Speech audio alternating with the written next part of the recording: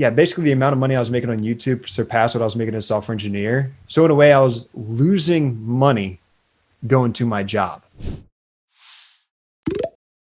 Where did the YouTube stuff start to kick off? You know, what were some of the things where you're like, hey, this could be what I do. You know what I mean? Back when I first started, I made a bunch of silly videos that are now private and nobody will ever see. And not like silly videos, just like, when I say silly videos, just simple vlogs and just goofing around and whatever it may be, right? But then I started doing iOS development stuff. I figured people liked it and I liked the engagement. I like being part of a community because I was the only one. I'm still really the only one I know when it comes to software engineering, computer science. Like all of my friends, I kind of just have like my main friend group from high school, even like elementary school, and none of them got into the same realm as me. I grew up in a blue collar area. Same. So like I know no one who is in the same realm. So it was kind of nice to have that community when I was making a YouTube channel. And that's kind of what I focused on for a while as iOS development. And then I made a computer science, because I was a computer science student at this time. I made a computer science related vlog where I just kind of went through my day as a computer science student, and people really liked that. So I'm like, oh, that's pretty cool. So I started making some more and people really like that as well. And I set out the goal to hit like 10,000 subscribers after in this particular year. I forget what year it was. Let's say it was like 2017 or something. I don't know. Let's say 2017, I wanted to hit 10,000 subscribers by the end of the year, something like that. And I hit 10,000 subscribers after the first like 2 months. Mind you, this is after a year and a half of already doing it. I may have my years wrong, but it's something like that, right? I hit my goal for the whole entire year after the first few months because I was doing the computer science content. Like, oh, this is pretty cool. I had people contacting me when it comes to sponsorships and this and that, even though I had 10 to 20,000 subscribers, and it just kind of went up from there. But of course, I was about to graduate computer science degree.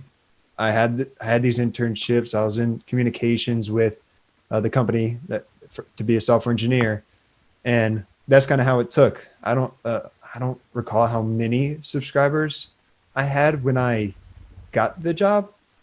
This was in 2018 though.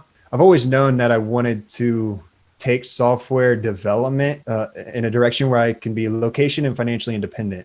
Basically, I can work for myself wherever I wanted and make good money while doing it, while enjoying the process of coding, right? YouTube kind of just became that for me. I can code what I want, when I want. I'll take on some clients now and then. Like I'm building like 3 websites right now, for one for myself, one for a different company, and then one for a particular client. And that's just kind of what I can do. And that's what YouTube has allowed me to do.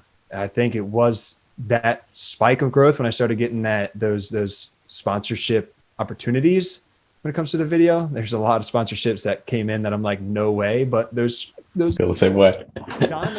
dime a dozen that come through that you really like, or that you use, or that, I mean, are just overall good companies. Those started coming in, and then I'm like, this could actually be something that I could do full time.